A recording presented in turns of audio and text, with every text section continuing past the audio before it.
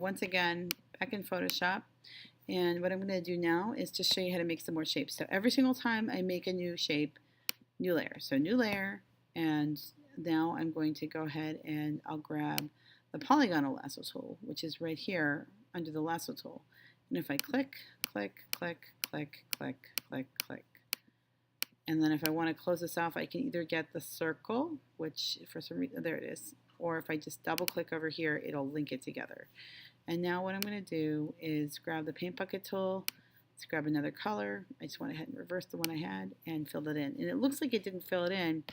Again, select, deselect, but it's there. It's just behind layer 1. So if I move it up here, there it is. So yay.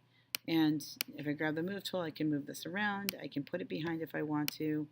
If I want to take something and make it smaller, let me bring it up, excuse me, to the top. I can make sure that Show Transform Controls is on. I can rotate it.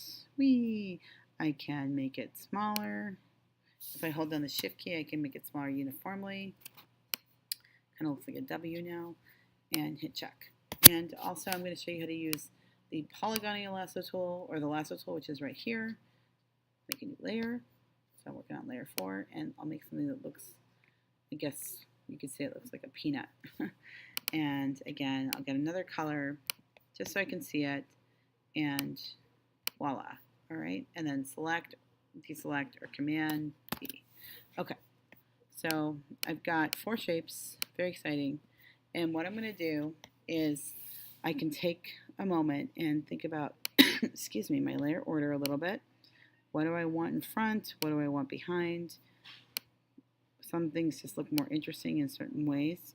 So there we go. Okay. And once I have this arranged, I'm going to take these layers and I'm going to put them in a folder. And what I mean by that is right here, here's the folder. And it's going to be called a group unless I call it something else. So I can call this group 1, or I can call this, I'll just leave it group 1. It's fine. So if I take my layers and I drag them, see how that's now in the group and this one's no longer? See how it's like indented?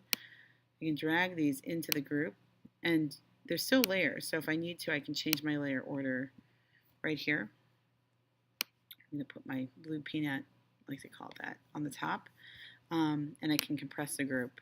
And now if I'm going to make sure that auto select is not selected. And I'm going to move around the whole group. If I click auto select, see how it groups, you can grab those individual layers within the group, unclick auto select, and go up to group, and it grabs the whole thing. I love it. Okay, so I have this now, and I'm going to go ahead and make this a little bit smaller.